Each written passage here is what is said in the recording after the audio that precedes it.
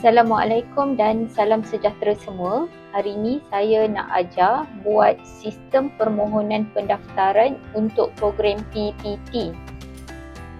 Berikut adalah 4 sebab utama mengapa sistem permohonan program PPT lebih sesuai dibangunkan menggunakan AppSheet berbanding menggunakan dokumen secara manual atau menggunakan Google Form.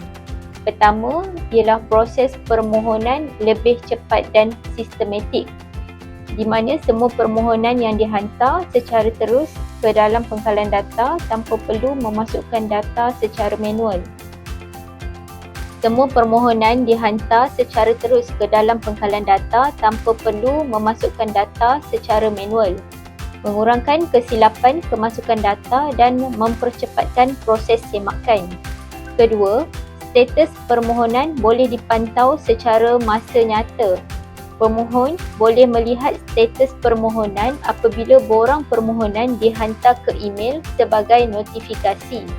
Pegawai juga boleh melihat status permohonan dan melaporkan status terkini jumlah permohonan. Ketiga, pengurusan data lebih cekap dan mudah dianalisis. Semua maklumat disimpan dalam satu pengkalan data yang teratur. Laporan, statistik bilangan permohonan, senarai pemohon dan analisis boleh dijana dengan cepat tanpa perlu menyusun data secara manual. Dan yang keempat, dapat menjimatkan masa, kos dan penggunaan kertas. Tiada keperluan untuk mencetak borang, mengurus fail fizikal atau memasukkan data semula, mengurangkan kos operasi serta menyokong amalan pendigitalan dan inisiatif tanpa kertas iaitu paperless. Okey, penggunaan AppSheet ini bukan sekadar untuk menggantikan borang manual atau Google Form, malah membolehkan keseluruhan proses pengurusan program PPT daripada permohonan, semakan, pemantauan status sehingga ke pelaporan dapat dijalankan dalam satu sistem yang lebih cekap, telus dan selamat. Okey, jom saya tunjukkan macam mana kita nak bina sistem permohonan program PPT ni. Okey, sekarang kita dah buka AppSheet kita. Pertama sekali, kita kena buat database untuk borang permohonan. Maksudnya, apakah dokumen yang diperlukan oleh pemohon.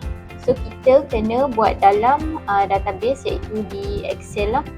So, ini adalah database yang saya bina untuk borang permohonan, iaitu mesti ada nombor rujukan. Tujuan dia untuk kita counting berapa banyak permohonan yang masuk. Lepas tu dalam permohonan PPT dia ada kemasukan tertentu. Okey, ini saya tunjukkan interface sistem untuk borang permohonan program PPT. Okay, di mana kita ada nombor rujukan permohonan PPT bagi kemasukan Februari, Mei atau September, pilihan program kemahiran yang ada dokumen-dokumen ni di dalam pilihan program. Lepas tu masukkan nama, nombor kad pengenalan, pilihan jantina, senarai bangsa, agama, negeri, rawatan, alamat email, kategori peserta iaitu sama ada awam, swasta atau individu, nombor telefon untuk dihubungi, nama dan alamat majikan, kelayakan kemahiran, kelayakan akademik, pengalaman dan adakah dia usahawan yang berdaftar dengan Kraftangan Malaysia iaitu sama ada usahawan kraft atau bukan kraft. Okey, lepas tu ada pengiktirafan lah kat sini. Maksudnya untuk declaration dia semua keterangan yang diberikan tu adalah benar ataupun tidak. So ini adalah contoh template untuk borang permohonan program PPT. Yang mana borang ni dia khusus untuk usahawan kraft lah. So, anda kalau nak buat borang permohonan, apa-apa sahaja borang permohonan, boleh je gunakan template ni dan ubah maklumat-maklumat yang diperlukan lah berdasarkan anda punya permohonan tersebut lah. Okey, sekarang kita pergi ke database. Daripada benda-benda ni semua, kita kena buat dulu database dia. So ini adalah database yang kita kena wujudkan, iaitu semua maklumat-maklumat yang saya sebutkan tadi lah, nombor rujukan, permohonan PPT bagi kemasukan bila, semua tu kita kena letak dekat dalam Excel ni lah. Okey, kemudian kita akan import ini ke dalam AppSheet. So kita pergi ke sistem AppSheet. Okey, kita upload file Excel tadi ke dalam AppSheet kita lah, iaitu borang permohonan. Borang permohonan iaitu inilah tadi, borang permohonan ni kita masukkan ke dalam sistem AppSheet. So ini adalah kita punya database. So kita pergi ke view column. Kita tengok setiap kolom yang kita buat tadi dan kita kena setting dia lah. Contoh kita ada header, so kita nak kena keluarkan header dia. Contohnya anda buat image untuk header ni dulu dan upload lah ke dalam platform anda lah. Macam saya sebab ada hosting sendiri, so saya park kat dalam hosting saya untuk keluarkan header ni. So anda kalau nak platform yang percuma boleh gunakan Blogspot punya aplikasi. Maksudnya anda buat dulu template header anda dekat Canva, download dia sebagai JPEG, kemudian upload ke dalam Blogspot. Daripada Blogspot tu dapat link tu anda paste dekat dalam konten ni lah. Itu kalau secara percuma lah. Maksudnya kalau anda ada hosting sendiri, anda boleh park dalam hosting anda dan ambil link tersebut untuk dipastekan dekat bahagian ni lah, konten. So header akan keluar seperti gambar dekat sebelah ni lah. Okay. Kemudian nombor rujukan. Kita nak ada nombor rujukan macam ni. Kita tahu dah permohonan ni dah ada 66. So latest kalau ada permohonan yang terbaru, dia akan jadi nombor rujukan yang ke-67. Jadi macam mana setting untuk nombor rujukan? Kita pergi ke auto compute, ambil initial value, dan ini adalah dia punya formula dia. Concatenate, saya nak ada starting dia dengan PPT. Lepas tu kita nak ada rujukan tu nak berapa digit lah. So anda letaklah kat sini. Macam saya letak 5 digit. So dia bermula dengan 1 lah. So dia akan jadi counting nombor seperti macam ni lah yang anda tengok dekat sebelah ni, PPT 0007. Contoh.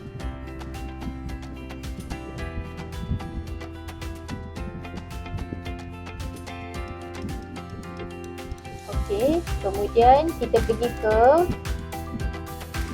program kemasukan.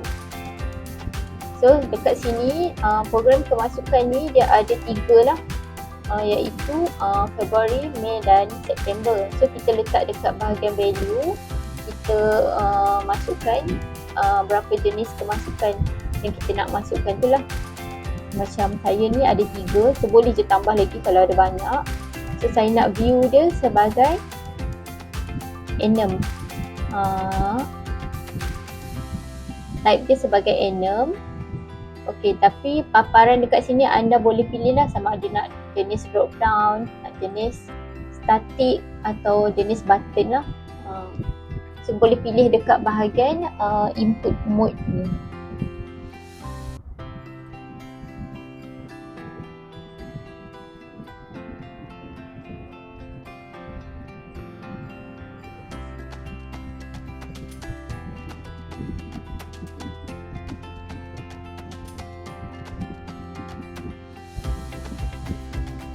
Dekat pilihan program pun kita boleh masukkan jenis program-program yang ditawarkan. Dekat sini, dekat value pun anda boleh tambah juga sekiranya ada lagi jenis program-program Kalau perlu tambah untuk add on, kemudian anda boleh tambah dekat bahagian ni lah. So saya go to satu-satu, setting ni anda boleh tengok.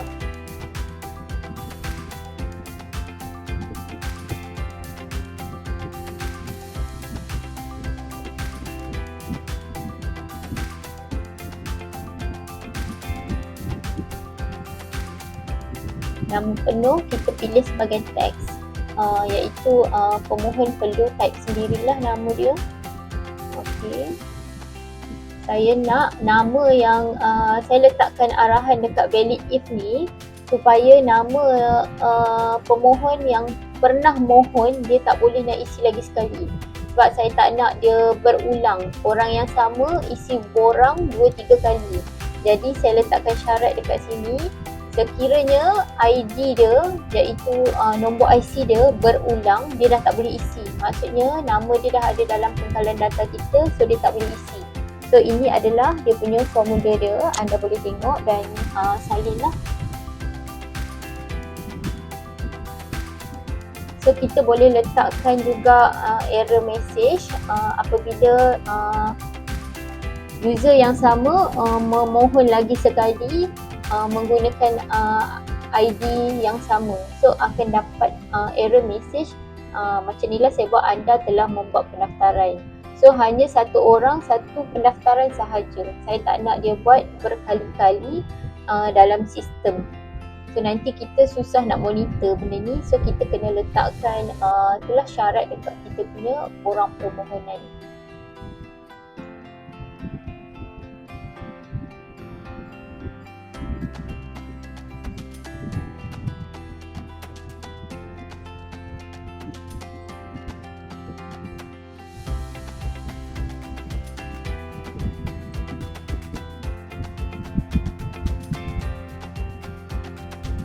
Okey, dekat nombor kad pengenalan juga kita pilih teks sebab usahawan kena perlu pemohon kena isi sendiri dia punya nombor kad pengenalan.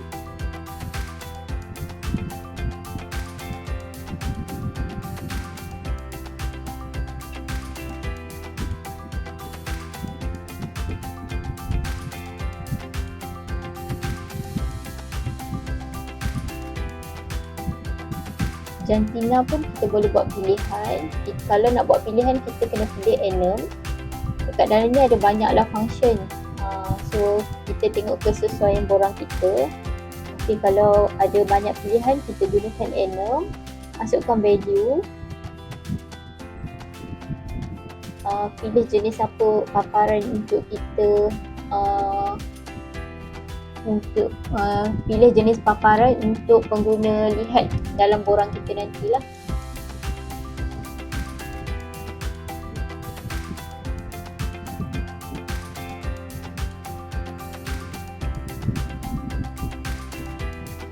Bangsa pun sama, kita masukkan juga jenis enum dan masukkan value dia.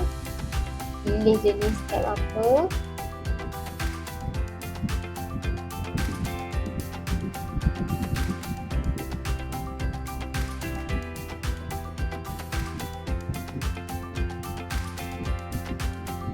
Sekiranya bangsa tadi tak ada dalam senarai list tu, kita boleh minta pemohon isilah. Contohnya bila dia klik lain-lain tapi kita nak tahu juga dia jenis bangsa apa, so dia boleh tulis lah. So bila dia klik lain-lain akan keluar lagi satu baris untuk nyatakan bangsa. So ini adalah arahan dia.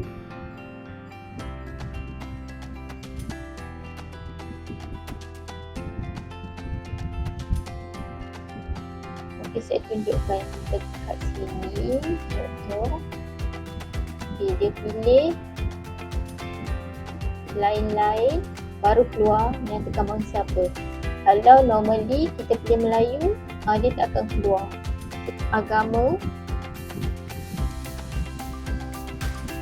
pun pilihan enum, nyatakan juga jenis-jenis agama yang ada. Sekiranya pilih lain-lain, nanti akan keluarkan juga lain-lain apa. So kita tengok nanti arahan dia. anda boleh copy sahajalah arahan tu. Okay. Nyatakan agama, so kena ada dia punya show agama lain-lain, dia akan keluar lah form yang ini. Kita lain, kita tengok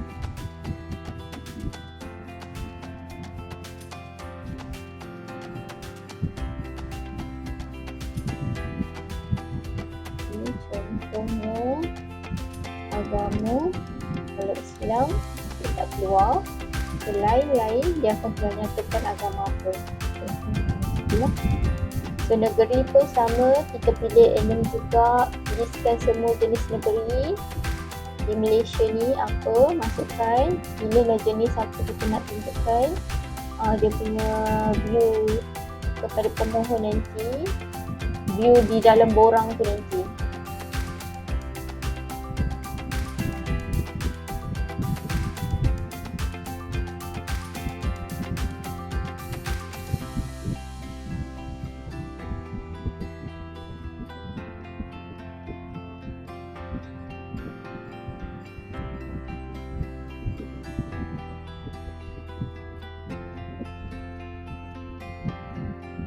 Okey, kalau kita masuk ke alamat email, jenis type dia kena pilih email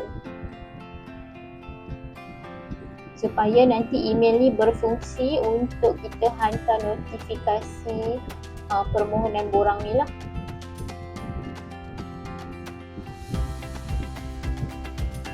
Sebab kalau kita letak dia sebagai teks ke, maksudnya nanti bila user tulis, kita tak boleh nak tarik data email ni lah untuk kita hantar notifikasi.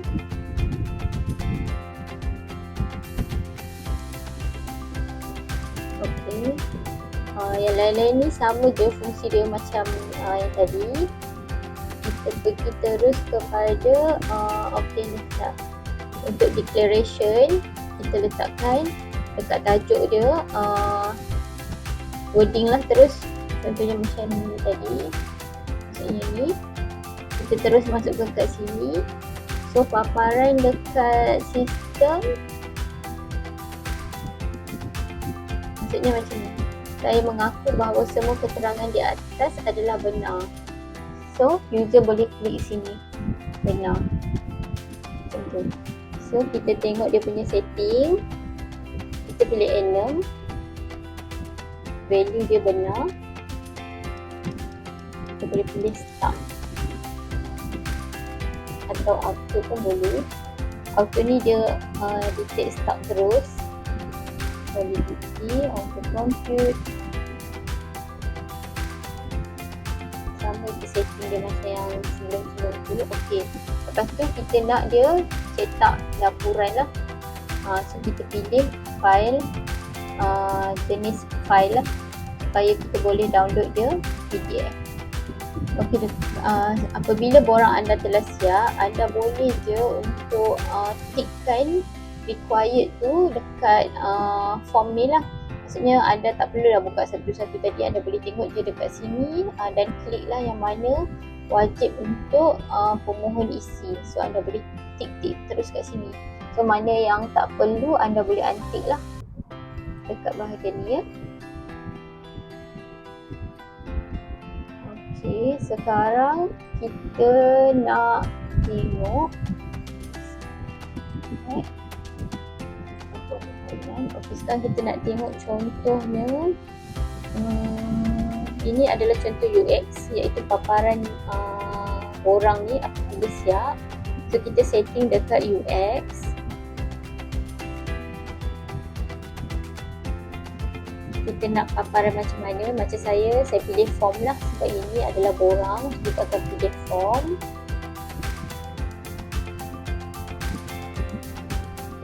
So anda boleh susun jenis order kolom ni, maksudnya nak nombor 1 tu paparan apa semua kita boleh susun dekat bahagian ni lah.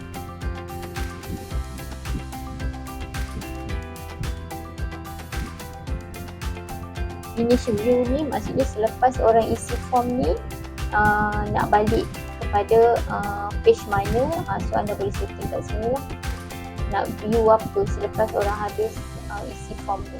So kita boleh setting kat sini. Anda pun boleh pilih ikon apa yang anda nak letak dekat borang ni. Boleh juga tukar nama, masukkan dekat sini.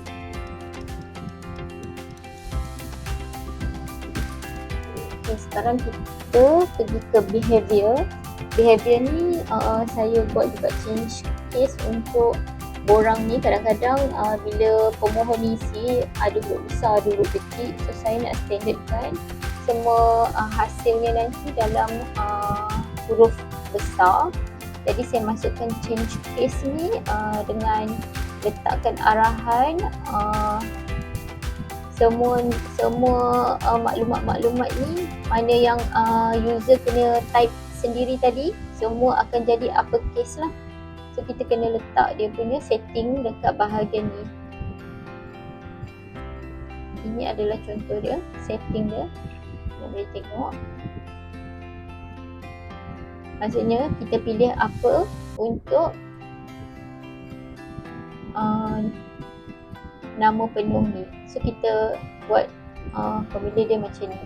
So nanti bila user isi dan dia submit, automatic kita punya data dekat database akan jadi uppercase.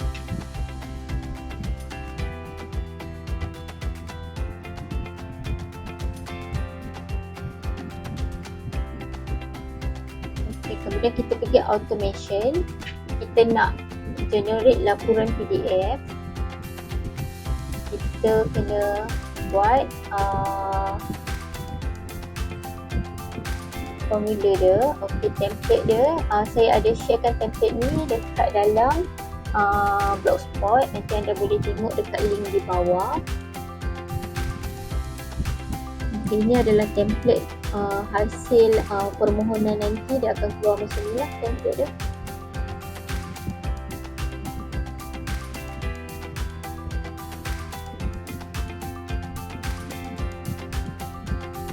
Okay, kat mana kita nak simpan data ni, so kita kena buat dia punya formula folder path dia. Kita simpan apabila dapat permohonan adalah dekat laporan permohonan /negeri. So senang, bila dapat permohonan kita boleh tengok dalam kita punya folder laporan permohonan. Dalam laporan permohonan ada lagi folder negeri. So setiap negeri akan ada laporan permohonan. Setiap folder ni kita asingkan ikut negeri masing-masing. Jadi saya buat formula dia macam ni lah. Di bawah tajuk besar laporan permohonan, dan di dalam laporan permohonan ada negeri-negeri yang terlibat. Okey, lepas tu kita masukkan juga nombor rujukan dengan nama penuh. Ini nanti akan keluar nama fail setiap pemohon tu lah, berdasarkan nombor rujukan dengan nama dia. Ini adalah setting dia, anda boleh tengok. Okey. Kemudian kita nak cetak laporan. Ini adalah formula laporan untuk cetak.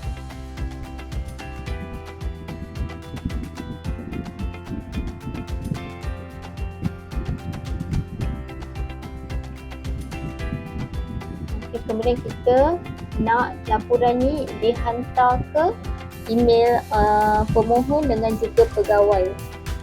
So kita pergi setting untuk send notifikasi.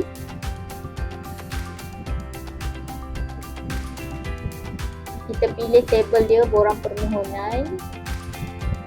Kita ambil send an email, custom template.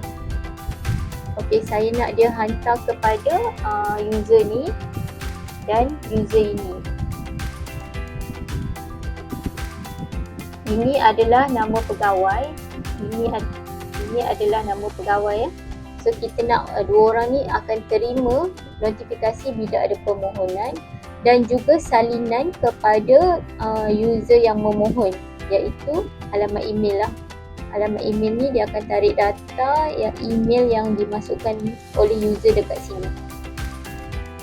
So setiap kali permohonan, tiga-tiga orang ni akan dapat notifikasi.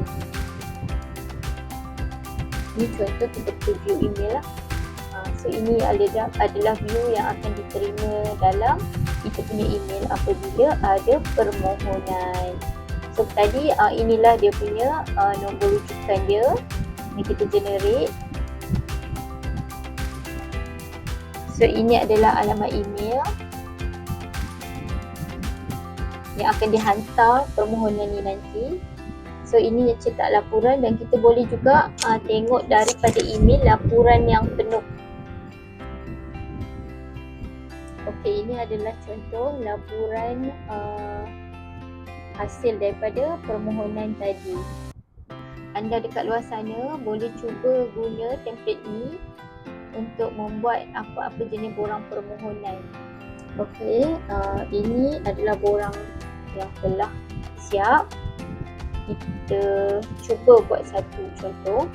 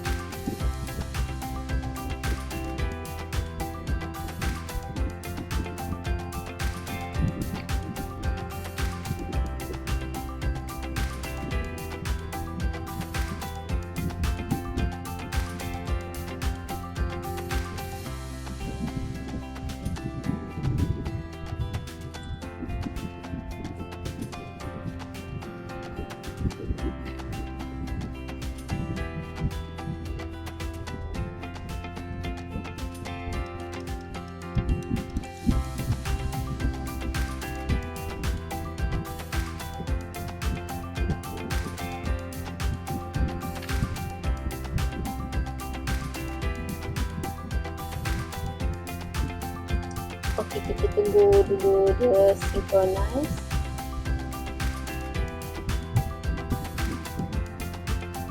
Okey, so sekarang kita boleh tengok kita punya laporan. Okay. Laporan ni akan dihantar juga kepada email kita